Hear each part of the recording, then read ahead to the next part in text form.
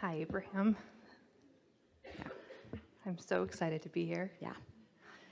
Things are going really well for me. Yeah. I've been doing a lot of focusing and have seen a lot of manifestations come my way. It's really fun to make a decision and then tune yourself deliberately and watch it manifest. Yeah. That hands-on creating is the best, That's isn't awesome. it? Yeah.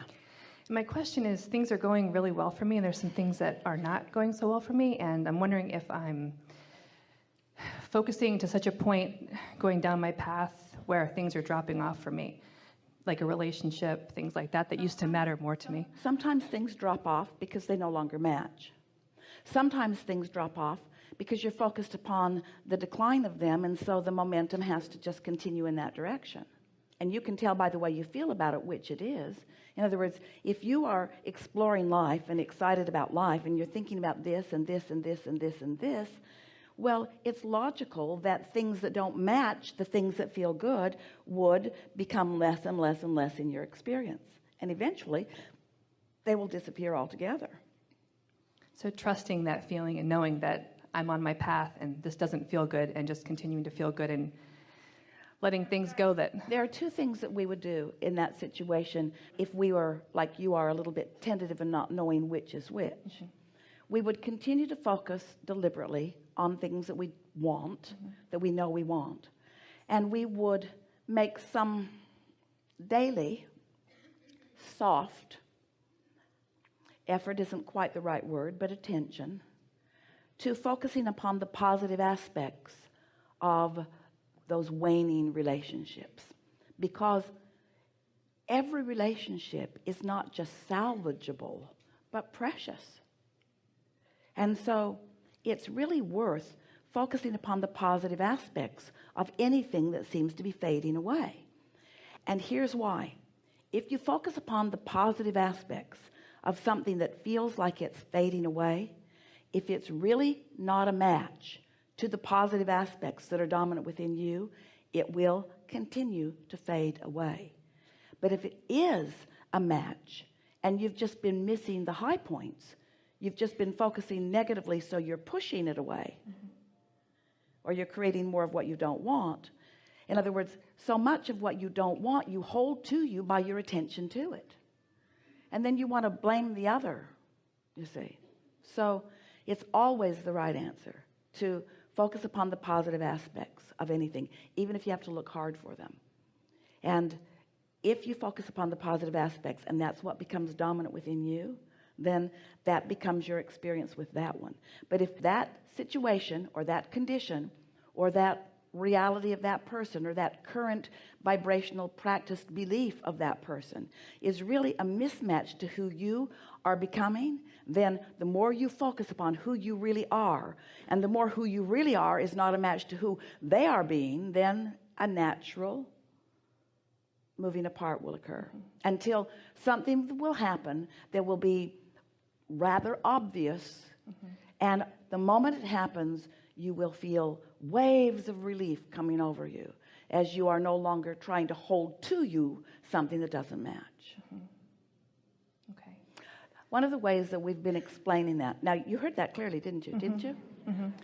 Another way that we've been explaining that is that there is a tendency with teachers like you, with uplifters, you are uplifters to the core of your being, to want to be the one who makes the difference in every relationship. So you just try really, really hard to be somebody else's path of least resistance. So they're ornery, you try to make up for it. They're unhappy, you try to be extra cheerful. They're depressed, you try to cheer them up. They don't have enough of something, you give them some of yours. You've got it flowing to you, and so you try to be the source for them. And they lap it up at first, and then they begin to hate you. As they see you doing for them what they innately know that they are wanting to do for themselves. And so the way we've been saying it, that you can often hear it, is you be the path of least resistance for what's flowing to you, and practice expecting everyone else to do the same thing. Yeah. Something more? I just think I've seen the path of least resistance. That's a piece that I'm a little confused on, is how, I guess I know by how I feel which path is the path of least resistance. Let's talk about this. You're going to really like this. We just have one question that's going to clear it all up for you, and that is, where does the path of least resistance lead? It leads to feeling good, leads to happiness. You see, that's exactly right, because the tendency is to forget that and to think that it leads to them behaving themselves, or it leads to a condition changing so that I can feel better. It leads to a conditional remedy, which eventually it will. But if you think that that's where the path is going to take you immediately, so you're lining up and then you're watching for the evidence of it, and then you're lining up and then you're watching for the evidence of it, what happens is it backfires on you, because you begin practicing the opposite of what you mean to practice.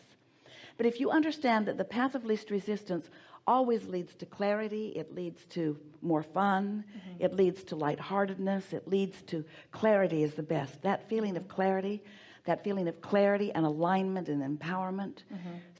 Esther's been thinking about this quite a bit, especially lately. She's having a house painted. It's a big, big house. And they brought a couple of big cherry pickers in and destroyed the driveway with them and scaffolds. And then they brought children who are on break from high school to do the work. Some. There was one man that knew what he was doing, and then children. And so Esther is looking out the window, trying not to notice, and she's watching them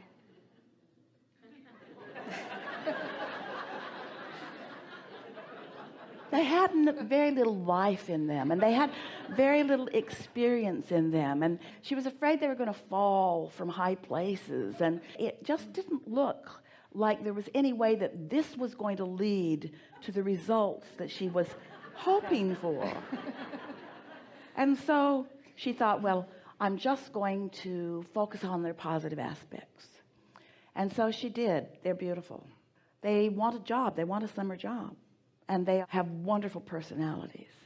But every time the subject of painting the house came into her mind, she couldn't really find any positive aspects about it. And so she thought, well, I'm just going to cool my jets, and I'm just going to be the happy girl that I am, and I'm just going to trust that this will right itself.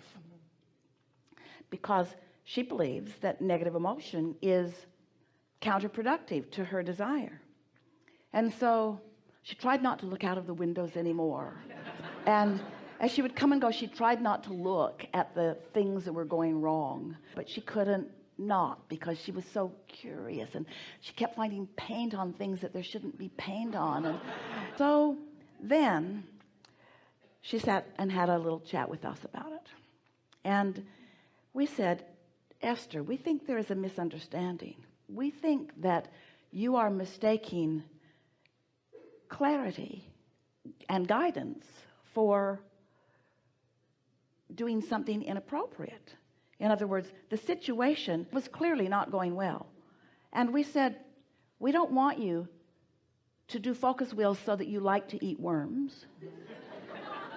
And we don't want you to do focus wheels so that you like mediocre work either. We want you to let this experience help you to remember what you want. So she started doing focus wheels about excellence and about the feeling of good workmanship, both from the receiver of it and the one who is delivering it. So for a day or two, she focused upon what she really did want. And then this incredible clarity came to her. And this one morning, and she just called the man who owns the company. And she said, I just wanted to talk to you about what's going on out at my house. I had hoped to have company one day. And I liked the idea of it happening before the snow descends upon us. And at this rate, I don't see that happening this year or next year. She's trying to be a little funny. And he said, what do you mean? And she said, you have inexperienced people on this job, and it's a big job that requires something much more. And so I just wanted to let you know this isn't working, and I knew that you were the person that I needed to call, because you are the person who knows who to bring that can get this done. And he said, I really appreciate this call. And the next morning, 8 people showed up, experienced painters with ladders. and scaffolds and big smiles. So what we're getting at is, it's all right for you to not like how something is going, but you can't get to where you want to be from your awareness of what you don't want. But your awareness of what you don't want is the first step in your awareness of what you do want. Clarity is really a wonderful thing.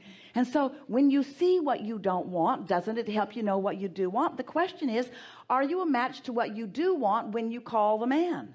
And Esther was. She was a match to what she wanted when she called him. He felt it rivet through his entire body. He knew that she knew what she wanted, and he knew that she knew that he wasn't giving it to her currently, and he knew that he wanted to give it to her.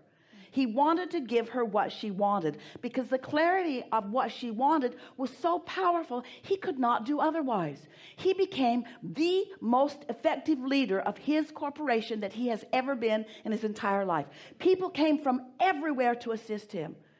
And when Esther stopped to talk to him for a minute, and she was smiling about what was happening, and she says, this makes me feel so much better. And he said, I had no idea that this many people were available to me right now. And Esther said, well, I like what's going on. And she said, and I like that the boys are here too, because they were.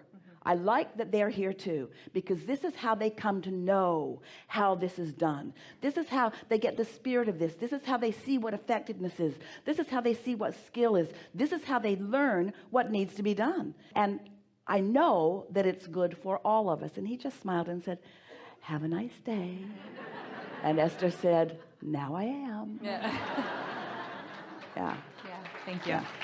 Yeah. Yeah. So.